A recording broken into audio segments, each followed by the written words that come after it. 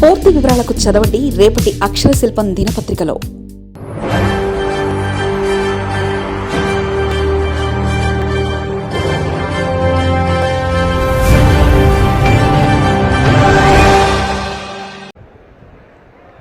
గౌరవ స్థానిక శాసనసభ్యులు,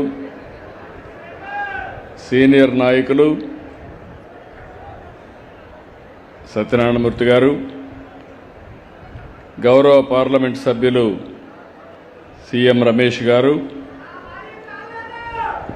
వాల్యూమ్ జాలేదు,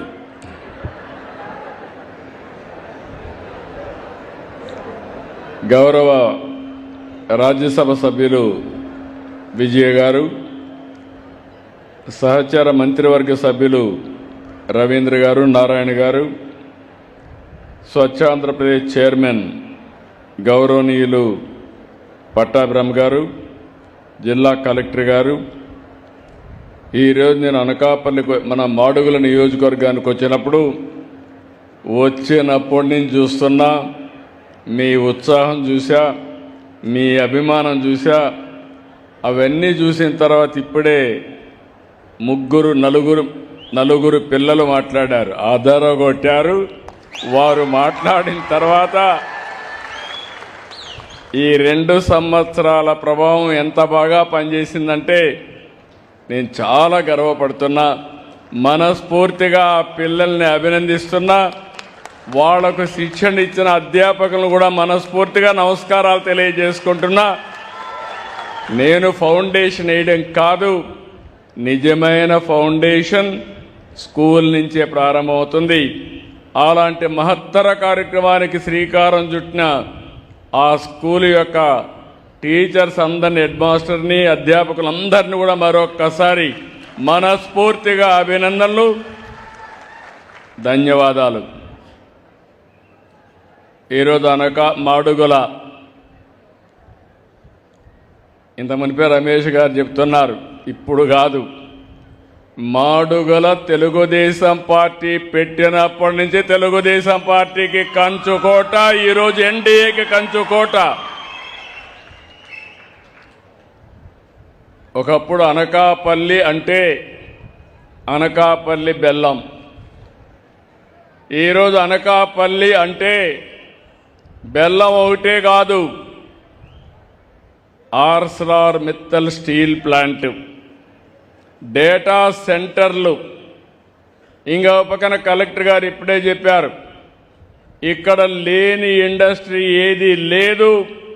భవిష్యత్తులో ఈరోజు చెప్తున్నా, ఒకప్పుడు హైదరాబాద్లో పక్కన రంగారెడ్డి ఉండేది, హై స్కూల్స్ ఉండేటివి కాదు. సమయం 25 సంవత్సరాలు. 25 సంవత్సరంలో బాంబే కాదు, ఢిల్లీ కాదు, బెంగళూరు కాదు, ఎక్కువ తలసరి ఆదాయం వచ్చే జిల్లా రంగారెడ్డి జిల్లా అని మరొకసారి మీకు విజ్ఞప్తి చేస్తున్నా. రాబోయే 20 ఏళ్లలో దేశంలో నెంబర్ 1 జిల్లా అనకాపల్లి జిల్లా. మీరు సిద్ధంగా ఉన్నారా అని మిమ్మల్ని అడుగుతున్నా. మీ అభిమానం, ఉత్సాహం చూస్తే అదిరిపోయింది. ఈరోజు దారంతా వస్తా ఉంటే చూశాను. తోరకొస్తే జనాలు వస్తారు, క్వార్టర్ బాటిల్ ఇస్తే జనాలు వస్తారు, కానీ అభిమానాన్ని మాత్రం మీ ముఖంలో చూస్తే ఎంత ఆనందంగా నాకు స్వాగతం పలికారంటే నా జీవితాంతం గుర్తుపెట్టుకుంటా. రాజకీయాల్లో కావాల్సింది చేసిన పనికి కృతజ్ఞత ఉండి ఒక అభిమానం ఉంటే పెద్ద కిక్కు మాకు. మీరు గుర్తుపెట్టుకోవాలి ఈ విషయం. నేను వచ్చినప్పుడు మీరు రాకపోతే నేను ఎన్ని చేసినా లాభం లేదని నీరు గారిపోతాం. అదే మేము వచ్చినప్పుడు మీరు స్వాగతం పలికి జేజేలు పలికితే దాని మీద ఒక నమ్మకం, ఒక విశ్వాసం పెరిగి ఎప్పటికప్పుడు ఏం చేయాలని ఆలోచిస్తూ ఉంటాం. ఈరోజు మీరు చూస్తే నిన్నే అల్లూరి సీతారామరాజు అంతర్జాతీయ విమానాశ్రయం, ఈ విమానాశ్రయం భోగాపురానికే పరిమితం కాదు, మీరు ఆ విషయం గుర్తుపెట్టుకోవాలి. ఉత్తరాంధ్రకి మీ ఆశలకు కలలకు రెక్కలు. ఇప్పుడే మీరు ఈ పిల్లలను చూశారు. నా నమ్మకం పెరిగింది. దానికి కారణం ఈ చిన్న పిల్లలను కానీ ఇప్పటి నుంచే నేర్పిస్తే ప్రపంచాన్ని శాసించే శక్తి ఈ పిల్లలకు వస్తుందని చెప్పి కూడా నేను మీకు తెలియజేస్తున్నా. ఆంధ్రప్రదేశ్ అంటే ఒకప్పుడు 20 సంవత్సరాల కంటే ముందు నేను ఐటీకి ప్రాధాన్యత ఇచ్చా. ఈరోజు ప్రపంచంలో తెలుగు వారు ఎక్కడున్నా హైయెస్ట్ పర్ క్యాపిటా ఇన్కమ్. ఇప్పుడు నేను ఐటీ ఒకటే మాట్లాడడం లేదు, ఏఐ మాట్లాడుతున్నా, డేటా సెంటర్స్ మాట్లాడుతున్నా. నాకు ఎంత ఆనందంగా ఉందంటే ఇప్పుడే వాళ్ళు మాట్లాడినప్పుడు డేటా సెంటర్ గురించి, క్వాంటమ్ గురించి నాకు కూడా తెలియని విషయాలు వీళ్ళు మాట్లాడే పరిస్థితికి వచ్చారు. క్వాంటమ్ ప్రారంభించిన నాకు మామూలు కంప్యూటర్ కంటే 1000 రెట్లు స్పీడ్లో పనిచేస్తుందని ఆ అబ్బాయి చెప్పినప్పుడు నా మనసు పులకించిందని చెప్పి కూడా నేను మీకు మరొక్కసారి తెలియజేస్తున్నా. 4-5 దేశాల్లో ప్రపంచంలో ఫస్ట్ టైం మనం క్వాంటమ్ కంప్యూటర్ భారతదేశానికి వస్తూ ఉంది. ఆ కంప్యూటర్ మన రాష్ట్రానికి అమరావతికి రావడం గర్వకారణం అని మరొక్కసారి మీ అందరికీ విజ్ఞప్తి చేస్తున్నాను. ఇంకొక పక్కన తొందరలోనే అనకాపల్లికి, విశాఖపట్నానికి గోదావరి నీళ్లు తీసుకొస్తాం. తొందరలో అంటే ఎప్పుడో కాదు, ఫస్ట్ వీక్ ఆఫ్ సెప్టెంబర్ మళ్ళీ వస్తా. అనకాపల్లికి నీళ్లు తీసుకొచ్చి మీకు చూపిస్తానని మరొక్కసారి మీ అందరికీ హామీ ఇస్తున్నాను. అదే సమయంలో ఈ సంవత్సరం మళ్ళీ పనులన్నీ పూర్తి చేసి విశాఖపట్నానికి తీసుకొస్తాం, నీళ్లు తీసుకెళ్తాం. కొంతమంది మాట్లాడుతున్నారు, నాకెప్పుడు సవాళ్లే. నేను ఏ మంచి పని చేయాలన్నా ఇమ్మీడియట్గా వచ్చేస్తారు, ఏదంటే అది మాట్లాడతారు. ఇంకా డేటా సెంటర్ రాలేదు. గూగుల్ డేటా సెంటర్ మీరు చూస్తే ఒక్క అమెరికాలో ఉండి మొట్టమొదటిసారిగా ఇండియాకు వస్తామని, ఇండియాకు వచ్చిన తర్వాత ఎక్కడ పెట్టాలంటే అనుకూలమైన ప్రదేశం అని మన విశాఖపట్నం, ఒక సుందరమైన నగరం విశాఖపట్నానికి వచ్చారు. అది వస్తే బెంగళూరు కలవరపడింది. వేరే రాష్ట్రాలు ఆశ్చర్యపోయినాయి. కానీ ఇక్కడుండే వాళ్ళు మాత్రం ఒకరిద్దరు ఫ్లాగులు పట్టుకుంటారు వద్దని. డేటా సెంటర్ అంటే తెలియదు, లాభాలు తెలియవు. అంటే వాళ్ళకి కావాల్సింది రాజకీయం కావాలి, ఎవరో చెప్తే నమ్మాలి. ఇంతవరకు డేటా సెంటర్ కన్స్ట్రక్షనే ప్రారంభం కాలేదు, నీళ్లు ఇంకిపోయినాయంట, తాగడానికి నీళ్లు లేవంట. అది మాకు వద్దంటారు. నేను అడుగుతున్నా, ఇలాంటి పిల్లలు, వీళ్ళు మట్టిలో మాణిక్యాలు, వీళ్ళకు అవకాశాలు ఇస్తే ప్రపంచాన్ని శాసించే శక్తి ఉండే పిల్లలు మన పిల్లలని మరొకసారి మీకు తెలియజేస్తున్నా. అదే నా నమ్మకం. డేటా సెంటరు నేను 1 ప్రారంభిస్తే 5 వచ్చాయి, 5 గిగావాట్స్కి వచ్చాయి. ఈరోజు 5 గిగావాట్స్ ఇక్కడ వస్తే కొన్ని లక్షల మందికి ఏఐ ప్రొఫెషనల్స్గా తయారవుతారు, మంచి ఉద్యోగాలు వస్తాయి.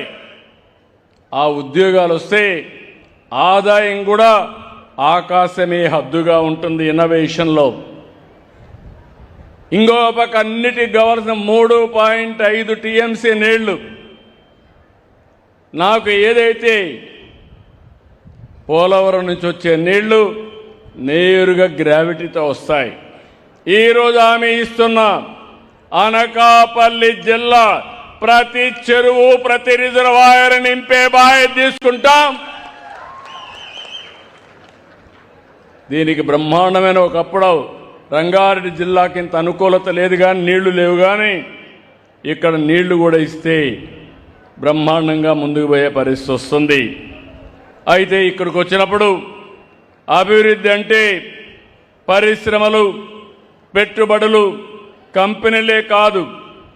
అభివృద్ధి అంటే స్వచ్ఛమైన ప్రాంతాలు, ఆరోగ్యకరమైన జీవితాలు, పర్యావరణ పరిరక్షణ కూడా. ఇప్పుడే వాళ్ళని చూస్తే వాళ్ళ స్కూల్లో చేసే విషయాలు మీరు చెప్పే పరిస్థితికి వచ్చారు. ఈ ప్రజానీకానికి విజ్ఞప్తి చేస్తున్నాను, 3వ శనివారం ప్రతి నెల నేను అందరికీ ఒకటే విజ్ఞప్తి చేసిన, ఏ పని చేయక్కర్లేదు, కొంపలేమీ కూలిపోవు. స్వచ్ఛత గురించి ఆలోచించండి, పరిశుభ్రత గురించి ఆలోచించండి. సమాజ హితం కోసం మీకు చేతనైనంత వరకు పనిచేయమన్నాను. ఇది కానీ మనం చేయగలిగితే, ఈరోజు మనం చూస్తున్నాం, మన ఇంటి ముందర ఎవరన్నా చెత్తేస్తే మనకు కోపం వస్తుంది. కానీ మన ఇంట్లో చెత్త మాత్రం తీసిపోయి రోడ్డు మీద వేస్తాం. ఇల్లు మనది, రోడ్డు మాత్రం మంది కాదనుకుంటున్నాం. రోడ్డు మనది, ఇల్లు మనదేనే కానీ మనస్తత్వం వస్తే ఆటోమేటిక్గా చాలా సమస్యలు పరిష్కారం అవుతాయి. ఇక్కడే కోనేరు చూశాను, పేరేంటమ్మా కోనేరు, ధర్మ కోనేరును చూశాను.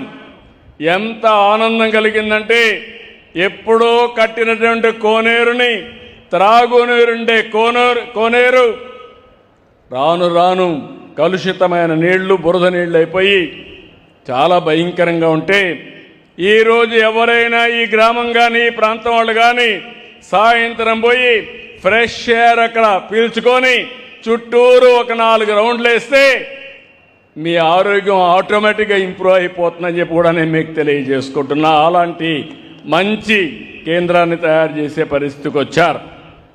ఈరోజు ఇక్కడ స్వచ్ఛాంధ్ర స్వర్ణాంధ్ర కార్యక్రమం మీ అందరిని ఒకటే కోరుతున్నాం. ఇక్కడుండి పారిశుద్ధ కార్మికులను అభినందిస్తున్నాం.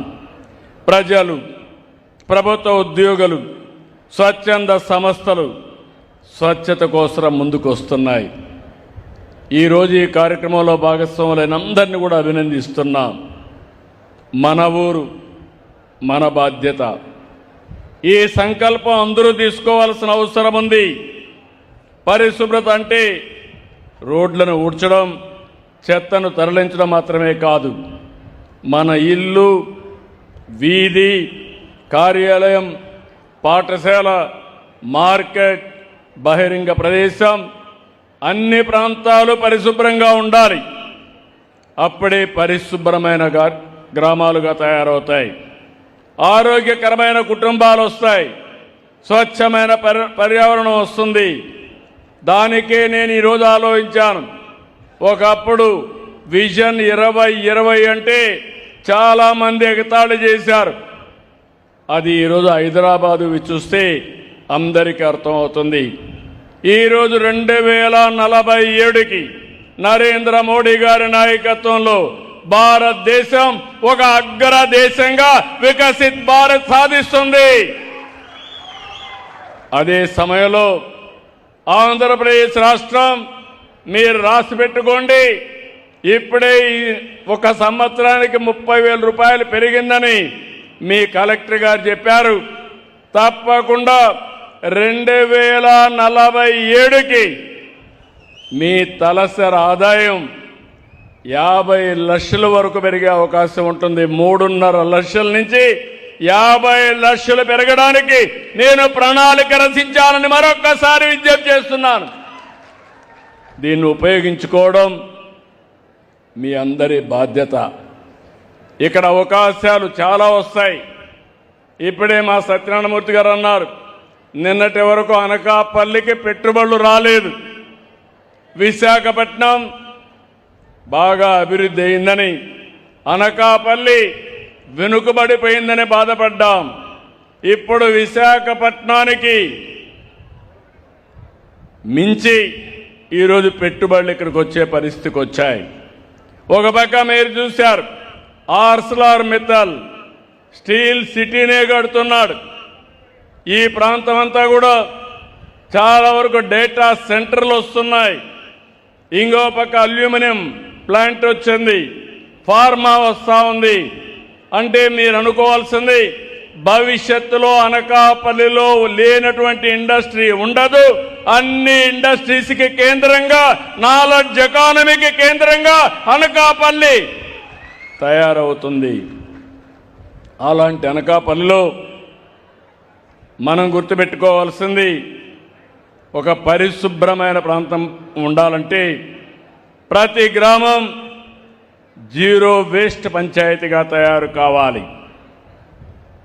జీరో వేస్ట్ అంటే చెత్త లేకుండా పోవడమే కాదు, ఉత్పత్తి అయ్యే ప్రతి ఒక్క వ్యర్థాన్ని బాధ్యతతో ఎక్కడికక్కడ దాన్ని నిర్వహించడం. ఇప్పటికే నాకు చాలా ఆనందంగా ఉంది. మా డిపార్ట్మెంట్ 2 సంవత్సరాల్లో రాష్ట్రంలో 143 లక్షల మెట్రిక్ టన్నులు లెగసీ వేస్ట్ని డిస్పోజ్ చేశాం. 5 సంవత్సరాలు ఎక్కడ చూసినా చెత్తమయం చేశారు, భూముల్లో కూడా వేశారు, గుట్టలుగా పేరిపోయినాయి. మీరు ఒక విషయం గుర్తుపెట్టుకోవాలి, ఎక్కడన్నా చెత్త ఉంటే వర్షం వచ్చినప్పుడు ఆ చెత్తంతా కూడా భూగర్భ జలాల్ని కలుషితం చేస్తుంది. అక్కడి నుంచి కొన్ని కిలోమీటర్లు కూడా నీరన్నీ కూడా కలుషితం అయిపోయే పరిస్థితి వస్తుంది. దీనివల్ల వాతావరణమే కాకుండా మనం తాగే నీళ్లు కానీ చాలా సమస్యలు వస్తాయి. అందుకే నేను కొత్త స్లోగన్ ఇచ్చాను, చెత్త నుంచి సంపద. అందరూ కొంతమంది ఆశ్చర్యంగా చూస్తారు, ఇదేంటిది అవుతుందా అని. ఈరోజు మీరు చూస్తే చెత్త నుంచి కాంపోస్ట్ తయారు చేస్తున్నాం, చెత్త నుంచి కరెంటు ఉత్పత్తి చేస్తున్నాం, చెత్త నుంచి గ్యాస్ ఉత్పత్తి చేస్తున్నాం. ఈరోజు ప్లాస్టిక్ అంతా కూడా మళ్ళీ పంపించి ప్లాస్టిక్ పరిశ్రమలో మళ్ళా కొత్త ప్లాస్టిక్ తయారు చేస్తున్నాం. ఈరోజు ఒకటే కాదు, మీరు ఒకసారి చూస్తే స్వచ్ఛ రథాలు పెట్టాం, ఊరూరికి పంపిస్తున్నాం. ఒకప్పుడు నేను చిన్నప్పుడు చూసేవాడిని, కొంతమంది వచ్చేవాళ్ళు పాత వస్తువులు ఇస్తే డబ్బులు ఇస్తామని తిరిగేవాళ్ళు. అప్పుడు ఆ పాత వస్తువులు ఇచ్చి వాళ్ళ దగ్గర డబ్బులు కానీ కొత్త వస్తువులు తీసుకునేవాళ్ళం. ఇప్పుడు అలాంటిది మళ్ళీ వచ్చింది. మీ ఇంట్లో పాత వస్తువులు ఇస్తే మీకు ఏం కావాలన్నా అది ఇచ్చే పరిస్థితి వచ్చిందంటే అది ఈరోజు ఈ ప్రభుత్వం చూపించే చొరవ. కడాన మా పిల్లలకు కూడా పాత పుస్తకాలు ఇస్తే కొత్త పుస్తకాలు ఇస్తున్నాం. ఏం కావాలో అవి కూడా అందుబాటులో పెట్టాం. అంటే ఏది వేస్ట్ కాదు. మీరు పాత సెల్ ఫోన్లు ఇస్తే అవి కూడా పోయి మళ్ళా సెల్ ఫోన్లే కాదు, స్టీల్ కానీ అన్నీ కూడా మళ్ళీ రీయూజ్ చేసి మళ్ళా మెల్ట్ చేసే పరిస్థితికి వచ్చాం. అందుకే నేను ఒక సర్క్యులర్ ఎకానమీ అన్నాను. దీన్ని ఏ విధంగా చేయాలనో అన్ని విధాలా ముందుకు తీసుకుపోతున్నామని చెప్పి కూడా నేను మీకు తెలియజేస్తున్నా. నా ఆలోచన ఈ సంవత్సరం ఎక్కడ కూడా చెత్తనే మాట లేకుండా లెగసీ వేస్ట్ను పూర్తి చేస్తాం, డిస్పోజ్ చేస్తాం. ఇంకో పక్క నేను ఈ సందర్భంగా ఒకటే మీ అందరికీ పిలిపిస్తున్నా, ఓడిఎఫ్ మోడల్. ఓడిఎఫ్ అనగానే ప్రతి ఒక్కరూ మరుగుదొడ్డి ఇంటి దగ్గర ఉండాలి, ఆఫీసుల్లో ఉండాలి, పబ్లిక్ ప్లేసుల్లో ఉండాలి. మరుగుకు మాత్రం ఎక్కడా బయట పోకుండా బాధ్యతగా మనందరం మరుగుదొడ్లు ఉపయోగించుకోవాలి. ఇంకో పక్క మీరు చూస్తే సేఫ్ టెక్నాలజీ ఉండాలి. మరుగుదొడ్లు కూడా ఏదంటే అది కట్టేసి అక్కడి నుంచి వాసన కానీ ఇవన్నీ వస్తే చాలా సమస్యలు వస్తాయి. రెండోది 100% డోర్ టు డోర్ తడి చెత్త పొడి చెత్త కలెక్ట్ చేయాలి. ఇంకో పక్క వేస్ట్ అంతా కూడా కాంపోస్ట్గా కన్వర్ట్ చేయడం. ఇంకో పక్క మీరు చూస్తే సర్క్యులర్ ఎకానమీలో ఇవన్నీ కూడా రీసైకిల్ చేయడం. మనకు ఒక పక్కన చూస్తే నేను ఇక్కడికి వచ్చాను, ఈ మాడుగుల నియోజకవర్గం చూస్తే ఎక్కడ చూసినా చెట్లుంటే నా మనసు ఆహ్లాదకరంగా ఉందని చెప్పి మరొకసారి మీ అందరికీ తెలియజేస్తున్నా. నేను లెక్కలు కూడా చూశాను. ఆ లెక్కలు చూస్తే దేశంలో కంటే పొల్యూషన్ తక్కువ ఉండే ప్రాంతం మన మాడుగుల నియోజకవర్గం అని మీ అందరికీ విజ్ఞప్తి చేస్తున్నాను. పొల్యూషన్ రావడానికి చాలా సమస్యలు ఉంటాయి. కరెంటు కానీ మనం మామూలు కరెంటు వాడినా కొంత పొల్యూషన్ వస్తుంది. వాహనాలు వాడితే కొంత పొల్యూషన్ వస్తుంది. ఇంకో పక్కన మీరు చూస్తే కుకింగ్లో కూడా మీరు కట్టెల పొయ్యిలు చేస్తే పొల్యూషన్ ఆటోమేటిక్గా పెరుగుతుంది. ఈరోజు నేను ఆలోచించేది ఒకటి, మీ ఇంటి పైన మీరు ఊహించుండరు, సోలార్ ప్యానెల్ పెట్టుకుంటే ₹1 ఖర్చు లేదు. ఎస్సీ ఎస్టీలకు ప్రభుత్వమే ఫ్రీగా పెట్టిస్తున్నాం. రైతులకు ప్రభుత్వమే పంప్సెట్లకి ఫ్రీగా కుస్తుంలో మేమే ఖర్చు పెట్టి సోలార్ పెట్టిస్తాం. ఇంకో పక్క బీసీలకు మీరు ఒక్కసారి ఆలోచించుకోవాలి. 3 మెగావాట్ల వరకు మీరు కిలోవాట్ల వరకు మీరు పెట్టుకుంటే ₹98,000 సబ్సిడీ ఇస్తాం. ఇది పెట్టుకొని మీరు ఆటోమేటిక్గా మీకు సర్ప్లస్ అయితే డిపార్ట్మెంట్కి ఇవ్వచ్చు, మీకు అవసరమైతే మళ్ళా కరెంటు తీసుకోవచ్చు. నేను ఒకటే విజ్ఞప్తి చేస్తున్నాను మా ఆడబిడ్డలకి, మీకోసం నేను ఒకటి ఆలోచించాను. 3 గ్యాస్ సిలిండర్లు ఉచితంగా ఇస్తున్నాను. మీరు గ్యాస్ తీసుకున్నప్పుడంతా ఇచ్చాను. రాబోయే రోజుల్లో దానికి సంబంధం లేకుండా 3 గ్యాస్ సిలిండర్లకు ఎంత డబ్బులు ఇవ్వాలనో ఆ డబ్బులు 4 నెలలకు ఒకసారి మీ అకౌంట్లో వేసే బాధ్యత నాదని మా ఆడబిడ్డలందరికీ తెలియజేస్తున్నా. మీరు ఒక పని చేయండి, ఇంటి పైన సోలార్ పెట్టుకోండి, స్టవ్లు పెట్టుకోండి, ఇండక్షన్ స్టవ్లు పెట్టుకోండి. అప్పుడు గ్యాస్ కూడా అవసరం లేదు. 5 నిమిషాల్లోనే వంట కూడా ఈజీగా చేసుకోవచ్చు. అవసరమైతే పిఎంజి ద్వారా ఏదైతే పైప్తో మీకు గ్యాస్ ఇచ్చే ఏర్పాటు కూడా చేస్తాం. దీనివల్ల పొల్యూషన్ చాలా వరకు తగ్గే పరిస్థితి వస్తుంది. ఇంకో పక్కన మీరు ఏసీ కూడా పెట్టుకోవచ్చు. ఎండ ఉంటే మీ కార్లు కానీ సైకిళ్ళు కానీ స్కూటర్లు కానీ మీ ఇంటి దగ్గరనే ఛార్జ్ చేసుకుంటే ₹1 ట్రాన్స్పోర్టేషన్కి అవసరం లేదు, కుకింగ్కి అవసరం లేదు. ఈ విషయం మీరు గుర్తుపెట్టుకోవాల్సిన అవసరం ఉంది. నేను ఆలోచించేది మొట్టమొదటి స్టేజీ ఓడిఎఫ్ ప్లస్కి వెళ్ళాలి. రెండోది నెట్ జీరో. పిల్లలు నాకంటే బాగా చెప్పారు. ఆ స్కూల్లో కురిసిన వర్షాన్ని భూగర్భ జలాలుగా మార్చడం, వాళ్ళ స్కూల్ పైనే సోలార్ ప్యానెల్ పెట్టి కరెంటు తయారు చేసుకోవడం. ఇంకో పక్క ఆ స్కూల్లో చెత్త ఉంటే దాన్ని కాంపోస్ట్గా తయారు చేసుకుని తద్వారా చెట్లకు కానీ కిచెన్ గార్డెన్కి కానీ పెంచుకోవడం. ఇప్పుడు చెట్లు పెట్టే కార్యక్రమం కూడా ప్రతి స్కూల్లో ఎక్కడ ప్లేస్ ఉంటే అక్కడ అరణ్యాలు తయారు చేయబోతున్నాం. అదే ఆ చిన్న పాప చాలా బ్రహ్మాండంగా చెప్పింది. మనస్ఫూర్తిగా అభినందనలు. నీకంతా కూడా ఆ పాపని నేను మనస్ఫూర్తిగా ఆశీర్వదిస్తున్నా. ఎంత 3వ తరగతి, చక్కని ఇంగ్లీషు, చక్కని భాష నాలెడ్జ్ కూడా. ఆ పాపకు సరిగా చదివిస్తే రేపు 20, 30, 15 సంవత్సరాల తర్వాత మీరు ఒక్కసారి ఊహించండి, ఆ పాప ఏదైనా చేసే శక్తి వస్తుందా లేదో ఒక్కసారి మీరు ఆలోచించుకోవాలి. ఎంత వాళ్ళల్లో పరిజ్ఞానం వచ్చిందంటే, ఒకప్పుడు ప్రైవేట్ స్కూల్కి పోయేవారు, ఇప్పుడు ప్రైవేట్ స్కూల్ నుంచి గవర్నమెంట్ స్కూల్కి వస్తున్నారు. అది ఈ ప్రభుత్వం యొక్క పనితనం. మనకేం తక్కువ ఉన్నాయండి మన స్కూళ్ళకి?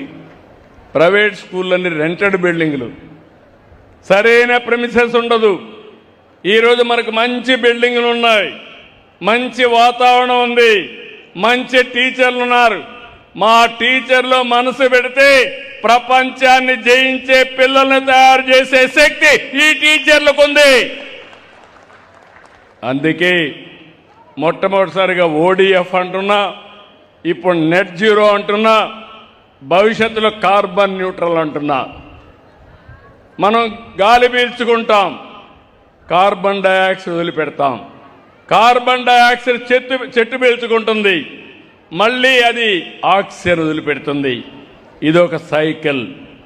మనం పశువులు ఉంటాయి, పశువులు కూడా ఆక్సిజన్ పీల్చుకొని కార్బన్ డయాక్సైడ్ వదిలిపెడుతుంది.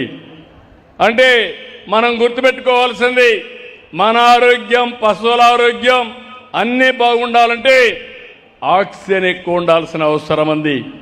అందుకే నేను కార్బన్ న్యూట్రల్ అంటున్నా. పొల్యూషన్ ఉంది, పొల్యూషన్ అనేక రకాలుగా వస్తుంది. కొంతమంది మీరు చూస్తే కొన్ని వాహనాలు వాడతారు, పాతవన్నీ. ఆ వాహనాల్లో ఎంత పొగ వస్తుందంటే ఆ పొగంతా వచ్చి అది కానీ మన దగ్గరికి వస్తే ఇంకా మనం ఆలోచించుకోవాల్సిన అవసరం ఉంది. అందుకే నేను ఆలోచించేది ఒకటి, ఈరోజు ఇంకొక పక్కన కూడా నేచురల్ ఫార్మింగ్ కూడా వెళ్ళాం. ఈ విషయం కూడా మీరు గుర్తుపెట్టుకోవాలి.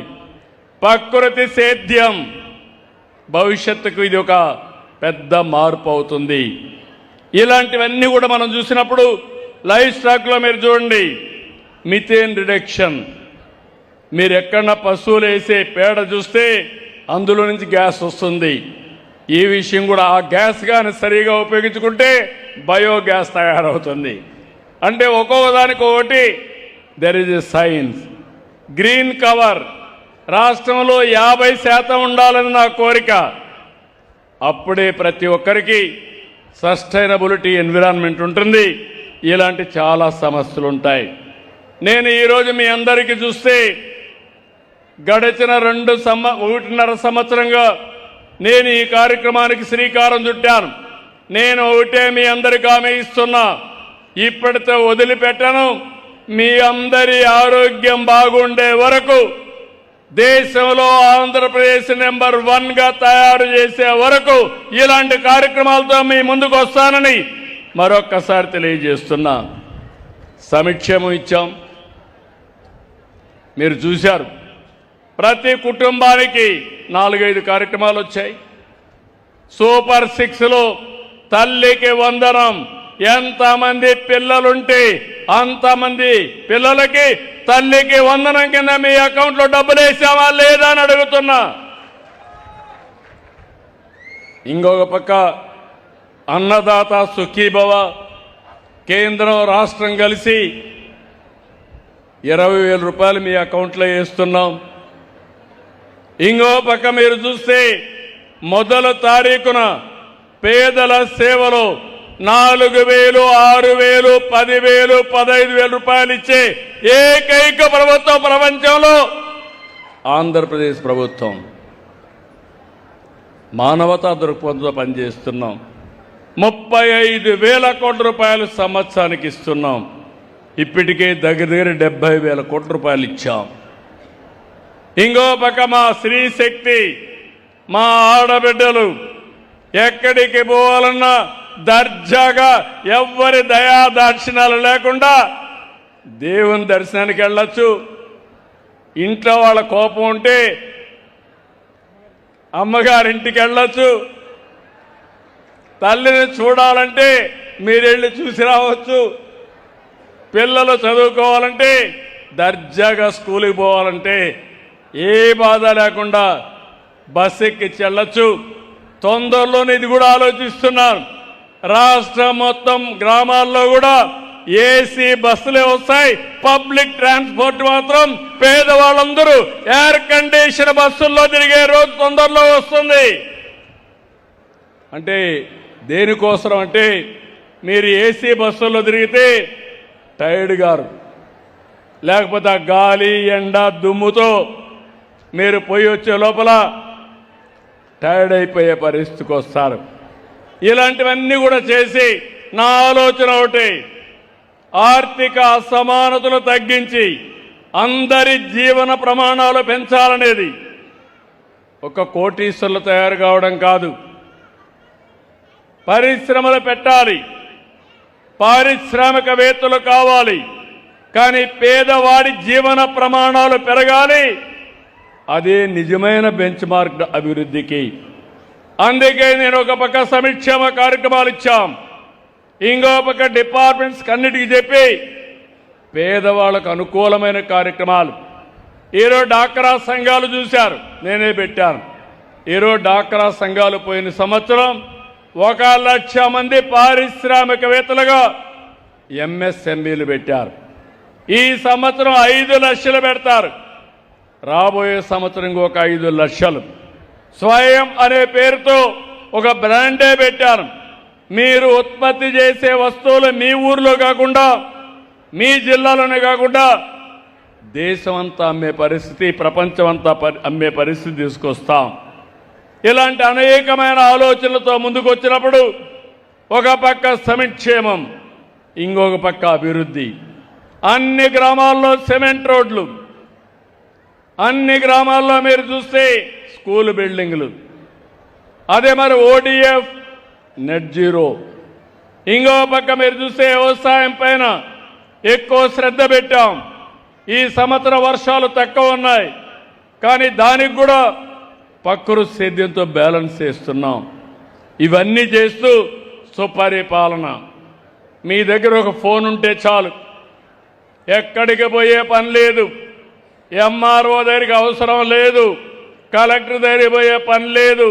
మీరు మెసేజ్ పెడితే నేరుగా పని చేసి మీకు చెప్పే రోజు వస్తుంది. అదే ఈరోజు జవాబుదారీతనం అని చెప్పి కూడా నేను మీకు తెలియజేస్తున్నా. నేను ఒక్క విషయం మీకు చెప్పాలి, ఇవన్నీ కూడా చేస్తూ 2 ఏళ్లలో విధ్వంసమైన ఆర్థిక వ్యవస్థని మళ్ళీ దారిలో పెట్టాం. సంక్షేమాన్నిచ్చి 5 ఏళ్ళు 1924 సంక్షేమ కార్యక్రమాలు ఇస్తున్నా, బటన్ నొక్కుతున్నా. నేను రోడ్డు కూడా వేయనని చెప్పి మాట్లాడారు, నేను అది మాట్లాడడం లేదు. ఒక పక్క సంక్షేమాన్ని ఇస్తాం, 2 సంక్షేమాన్ని ఇస్తాం, 2 అభివృద్ధి చేస్తాం. ఆ యాంగిల్లోనే మీరు చూస్తే అప్పటికి ఇప్పటికి రోడ్లు మారాయా లేదా అని మిమ్మల్ని అడుగుతున్నా. మారాయంటే గట్టిగా చెప్పండి, కూడా చెప్పండి మారిందని. ఇంకా నేను చేయాలి, చేస్తా. ప్రతి రోడ్డు అంతర్జాతీయ ప్రమాణాలతో రావాలి. నేషనల్ హైవేస్ అన్నీ, స్టేట్ హైవేస్ కూడా ఆ స్థాయికి రావాలి. పంచాయతీరాజ్ రోడ్స్ కూడా వేసుకోవాలి. అందులో మనం వీక్గా ఉన్నాం, డబ్బులు కూడా తక్కువ ఉంది, దానికి కూడా కేటాయించడం కోసం ముందుకు పోతామని చెప్పి కూడా నేను మీకు తెలియజేస్తున్నా. ఇంకో పక్క ఇవన్నీ చేస్తా ఉంటే నేను పచ్చదనం, పరిశుభ్రత, స్వచ్ఛత, స్వర్ణ ఆంధ్రప్రదేశ్ అయితే ఇందులో రాజకీయ చెత్తను కూడా కడిగేయాల్సిన అవసరం ఉంది. నేను ఈ విషయం మీ అందరికీ చెప్తున్నాను. ఇన్ని పనులు చేస్తే రేపు ఎలక్షన్ వస్తే మీరందరూ కూడా ఏం ఆలోచిస్తే ఎవరు డబ్బులు ఇస్తే వాళ్ళకు ఓట్లు ఇవ్వాలనుకుంటారు. అది మానాలి. నేను కూడా గట్టిగా మాట్లాడదాం అనుకుంటున్నాను. ప్రజలు నీతి నిజాయితీగా ఉంటే తప్పుడు రాజకీయాలు చేసే వ్యక్తులు తప్పులు చేయకుండా ఉండే పరిస్థితి వస్తుంది. అందుకే ఎన్నికల్లో డబ్బుల ప్రభావం లేకుండా చేయవలసిన బాధ్యత మీ అందరి పైన ఉంది. అది చేస్తామన్న రోజునే ఈ రాష్ట్రం స్వర్ణ ఆంధ్రప్రదేశ్ అవుతుందని మరొక్కసారి విజ్ఞప్తి చేస్తున్నా. ఇంకొక పక్క అరాచకాలు పోవాలి. ఈరోజు మీరు ఒకసారి చూడండి, 5 సంవత్సరాలు ఈ రాష్ట్రంలో, ఆ పార్టీ పేరు నేను చెప్పను కానీ ఇటీవల అందరూ కూడా గొడ్డలి పార్టీ అంటున్నాం. నేను కూడా అంటున్నా, నేను ఎప్పుడు కూడా విమర్శించను. కానీ ఒక పార్టీ విధ్వంసాన్ని నమ్ముకొని, నేరాలు ఘోరాలు చేయడం నమ్ముకొని అనునిత్యం అదే చేస్తే అది చాలా డేంజర్ కూడా. 1924 నకిలీ మద్యం 30,000 మంది చనిపోయారు. కొన్ని లక్షల మంది అనారోగ్యం పాలైపోయారు. ఇష్టానుసారంగా కలుషితమైన మద్యంతో రాష్ట్రాన్ని సర్వనాశనం చేసి వీళ్ళు స్వార్థంతో ముందుకు పోయే పరిస్థితి వచ్చింది. మన భూమి ఇష్టానుసారంగా ల్యాండ్ టైటిలింగ్ యాక్ట్ తీసుకొచ్చి మన భూములన్నీ 22A కింద పెట్టారు. భూ కబ్జాలు చేశారు. ఈ సమస్య పరిష్కారం చేయడానికి నాకు 3 సంవత్సరాలు అవుతా ఉంది. ప్రతి నెల 9వ తారీఖున మీ భూమి మీ హక్కు కింద రెవెన్యూ యంత్రాంగాన్ని, జిల్లా యంత్రాంగాన్ని సమాయత్తం చేశాను. ఇప్పటికి సగం అయింది, ఇంకా సగం కావాలి. మార్చి లోపల పూర్తి చేయాలని టార్గెట్ పెట్టుకున్నాను. ఆ తర్వాత మీరు చూస్తే మీకు ఇచ్చే పట్టాదారు పాస్ పుస్తకం పగడ్బందీగా సర్వే చేసి బ్లాక్ చైన్ టెక్నాలజీ పెట్టి క్యూఆర్ కోడ్ పెట్టి ఎవ్వరు ట్యాంపర్ చేయకుండా మీ భూమి మీ పేరుతో ఉంటుంది, అది మీ హక్కుగా శాశ్వతంగా చేస్తామని మీ అందరికీ తెలియజేస్తున్నా. ఒక దుర్మార్గాన్ని సరిచేయడానికి 3 సంవత్సరాలు. మీరు ఆ విషయం గుర్తుపెట్టుకోవాలి. రెండోది, హిందూ దేవాలయాల్ని మొత్తం భక్తుల యొక్క మనోభావాలు దెబ్బతీసే విధంగా చేశారు. చాలా దుర్మార్గంగా ప్రవర్తించారు. నేను అడుగుతున్నా, ఈరోజు మళ్ళా పవిత్రత తీసుకొచ్చాం. ఒకప్పుడు వెంకటేశ్వర స్వామి దేవాలయంలో కల్తీ నెయ్యితో లడ్డు ప్రసాదాలు చేసే పరిస్థితి నుంచి ఈరోజు స్వచ్ఛమైన నెయ్యే కాకుండా పవిత్రమైన భావంతో వెంకటేశ్వర స్వామికి సేవలు అందిస్తున్నాం. అన్ని దేవాలయాల్లో ఈ పనికి శ్రీకారం చుట్టాం. నేను ఒకటే మీ అందరికీ విజ్ఞప్తి చేస్తున్నా, ఎవరైనా దేవాలయాల దృష్టి దగ్గరకు వస్తే కబద్దార్ జాగ్రత్తగా ఉండండి, ఎవరిని వదిలిపెట్టవని మరొక్కసారి హెచ్చరిస్తున్నా. ఇవన్నీ చేసిన తర్వాత ఈ పిల్లల్ని మీరు చూశారు. మొన్నే డిఎస్సి పెట్టాం, మెగా డిఎస్సి పెట్టాను. పిల్లలు బాగా చదువుకున్నారు. 350 పిటిషన్లు వేశారు. కోర్టుకి వెళ్ళారు. ఉద్యోగాలు వస్తే నాకు పేరు వస్తుంది, ప్రభుత్వానికి పేరు వస్తుంది, పిల్లలు బాగా చదువుకుంటారు. అడ్డుపడాలని అడ్డుపడ్డారు. 350 రిట్ పిటిషన్ అన్ని డిస్పోజ్ చేసి అందరికీ ఉద్యోగాలు ఇచ్చాం. 1 సంవత్సరం తర్వాత వచ్చి ఆరోపణలు చేసే పరిస్థితికి వచ్చారు. ఇంతవరకు మీరు చూస్తే 80% టీచర్లంతా నేను నియమించిన డిఎస్ఎల్ నుంచే వచ్చారు. ఏ స్కూల్ అన్నా మీరు టెస్ట్ చేసుకోవచ్చు, 80% వాళ్ళే. డిఎస్సి అంటే తెలుగుదేశం, నాట్ ఓన్లీ అదే కాకుండా అధ్యాపకులకు గౌరవం పెంచాం. ఒకప్పుడు రాజకీయ నాయకుల దగ్గరికి పోయి ట్రాన్స్ఫర్లకు పోతే చదువు చెప్పే గురువులు రాజకీయ నాయకుల దగ్గరికి పోవాల్సిన అవసరం లేదని కౌన్సిలింగ్ విధానం తీసుకొచ్చి వారి యొక్క మెరిట్ పైనే వారికి పోస్టింగ్స్ ఇచ్చాం. అలాంటి పగడ్బందీగా చాలా చేశాం. ఇప్పుడు దాన్ని పవిత్రత దెబ్బతీయడానికి, అధ్యాపకులను అగౌరవపరచడానికి వాళ్ళేదో తప్పు చేశారు, లేకపోతే మ్యానిపులేషన్ చేశారనే పరిస్థితికి వచ్చారు. నేను ఒకటే చెప్పాను, వాళ్ళు చెప్పింది కూడా మీరు చూస్తే ఎవరికో ర్యాంక్ వచ్చింది, ఆయన సర్టిఫికెట్స్ తీసుకురాలేదు, ఆయన వెరిఫికేషన్ రాకపోతే ఆయన తప్పది, ఆయన లోపాలు ఆయన గుర్తుపెట్టుకోవాలి. రెండోది, పిల్లలు చదువుకోవడమే కాదు స్పోర్ట్స్లో కూడా ప్రాధాన్యత ఇవ్వాలనుకున్నాను.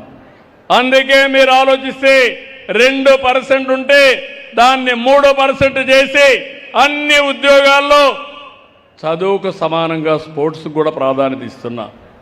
పిల్లలు చదువుకోవాలి, ఆరోగ్యంగా ఉండాలి. ఆరోగ్యంగా ఉండాలంటే ఆడుకోవాలి. చదువుకోవడం ఒకటే కాదు, స్కూలుకు పోయినప్పుడు ఆహ్లాదకరమైన వాతావరణంలో ఎంత చదువుకి ఇంపార్టెన్స్ ఇస్తారో అంత ఇంపార్టెన్స్ ఆడుకోవడానికి కూడా ఇవ్వాల్సిన అవసరం ఉంది. అప్పుడే మెంటల్గా ఎక్కడికక్కడ పిల్లలకు కూడా రిలీఫ్ వస్తుందని చెప్పి కూడా నేను మీకు తెలియజేస్తున్నా.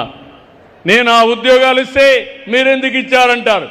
డెఫినెట్గా ఇస్తాను. అది Telugu Desam NDA policy. Guide lines కూడా మీరు చూస్తే గవర్నమెంట్ ఆఫ్ ఇండియా పెట్టిన గైడ్ లైన్స్ ప్రకారమే ఇచ్చాను తప్ప ఎక్కడా డీవియేషన్ లేదు. ఎక్కడో ఎవరో డబ్బులు అడిగారని ఇందులో అవినీతి జరిగిందంటారు.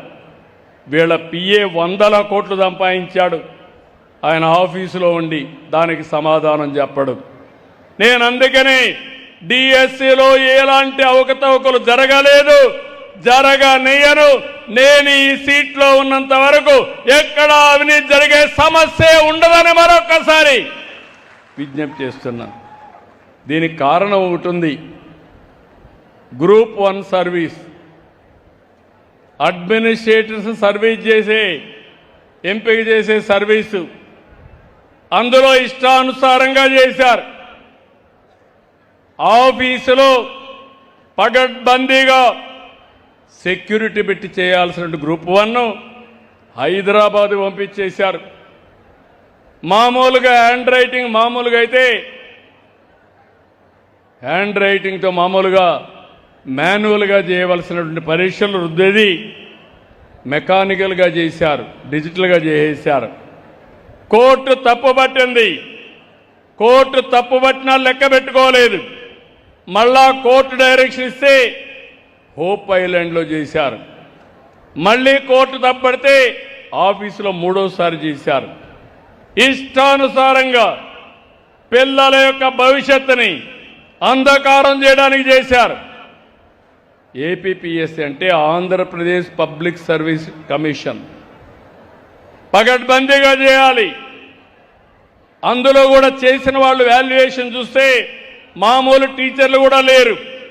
ప్లంబర్లు, కన్స్ట్రక్షన్ వర్కర్లు, ఇంట్లో పనిచేసేవాళ్ళు, అటెండర్లు, ఎలక్ట్రీషియన్లు వీళ్ళు రివ్యూ చేసే పరిస్థితికి వచ్చారు. ఈ వాస్తవాలు బయటపడతాయని ఇష్టానుసారంగా రెచ్చిపోయి పనిచేస్తున్నారు. మీరు ఒక్క విషయం గుర్తుపెట్టుకోవాలి. తప్పు చేసిన వాడు ఎప్పటికీ తప్పించుకోలేరు. తప్పు చేయకపోతే ప్రపంచంలో ఎవ్వరూ ఏమీ చేయలేరనేది నా ఆలోచన. నిన్న మీరు చూశారు వివేకానంద రెడ్డి గారి మర్డర్. బాబాయిని గొడ్డలతో లేపేసిన పార్టీ ఈ పార్టీ. ఆ రోజు నా మీద పెట్టారు ఆ నేరం. అలాంటివన్నీ కూడా చూశాం. అందుకే నేను మిమ్మల్ని అందరినీ కోరేది, ఈరోజు మీరు గుర్తుపెట్టుకోవాల్సిన అవసరం ఉంది. మంచి పనులు చేయాలంటే రాజకీయాల్లో కూడా ప్రక్షాళన అవసరం. ఈరోజు నేను గర్వపడుతున్నా, ఇక్కడికి వచ్చాను. ఈరోజు ఒక మంచి కార్యక్రమాన్ని చేసి వచ్చాను. వేలిగొండ, మార్కాపురం జిల్లా 30 ఏళ్లకు మునుపు నేనే ఫౌండేషన్ వేసి ఈ కరువు సమయంలో ఈ నెల 31వ తారీఖున వారికి నీళ్లిచ్చే కార్యక్రమానికి శ్రీకారం చుడుతున్నాను. ఇది నాకు ఆనందం. ఈరోజు 250 కోట్ల రూపాయలు R&R ప్యాకేజీ ఇచ్చాను. ఈ ప్రభుత్వం వచ్చిన 2300 కోట్ల రూపాయలు ఖర్చు పెట్టాం. ఫేజ్ 1 పూర్తి చేశాం. అనకాపల్లికి నీళ్లు తీసుకొస్తాం. అది నాకు ఆనందం. ఇలాంటి పనులు మనం చేస్తూ ఉంటే వీళ్ళందరూ వచ్చి చేసినప్పుడు మీకు ఒకటే విజ్ఞప్తి చేస్తున్నాం. మీలో మంచి చెడులు విశ్లేషణ చేయాలి, చెడుని ఖండించాలి, మంచి ప్రోత్సహించాలి, అండగా నిలబడాలి. రేపు రాబోయే రోజుల్లో ఎవరు తప్పు చేసినా ఖండించే పరిస్థితి మీలో వస్తే తప్పులు చేసేవాళ్ళు చేయరని చెప్పి నేను మీకు తెలియజేసుకుంటున్నా. ఈరోజు ఈ విషయాలన్నీ చేసి నేను ఒకటే మీ అందరికీ విజ్ఞప్తి చేస్తున్నా. నేను ఎన్ని ఇబ్బందులు వచ్చినా, ఎన్ని అడ్డంకులు వచ్చినా నా లక్ష్యంలో మార్పు ఉండదు. నా లక్ష్యం స్వర్ణాంధ్ర, స్వచ్ఛాంధ్ర. దీన్ని నిర్మించే వరకు మీకు అండగా ఉంటానని మరొకసారి హామీ ఇస్తూ హెల్తీ, వెల్తీ, హ్యాపీ సొసైటీ నిర్మాణమే ధ్యేయంగా ముందుకు పోతామని చెప్పి తెలియజేసుకుంటూ, ఇప్పుడే మీ ఎమ్మెల్యే గారు చెప్పినటువంటి 3-4 ఇష్యూలు చెప్పారు. తప్పకుండా ఇండస్ట్రీస్ వస్తాయి. తొందరలో నేను కూడా ప్రయత్నం చేస్తా. కలెక్టర్ గారికి ఆదేశాలు ఇస్తున్నాం. ఒక 10,000 ఎకరాలు 5,000 ఎకరాలు గవర్నమెంట్ ల్యాండ్ కానీ ప్రైవేట్ ఉంటే మంచి ఇండస్ట్రియల్ టౌన్షిప్ కూడా తయారు చేయండి.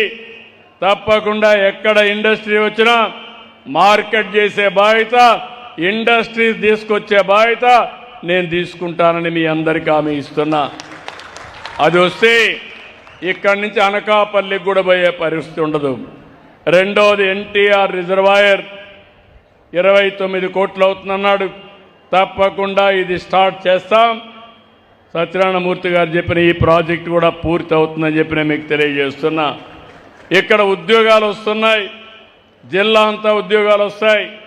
అవసరమైతే ఒక పాలిటెక్నిక్ అంతా కూడా స్కిల్ సెంటర్, స్కిల్ యూనివర్సిటీ కింద పెట్టి ఉద్యోగాలకు కావాల్సిన స్కిల్స్ అన్నీ ఇప్పించి మీకు ఉద్యోగాలు కల్పించే బాధ్యత ఒక స్కిల్ యూనివర్సిటీ ఇక్కడ పెడతామని మీ అందరికీ హామీ ఇస్తున్నాను.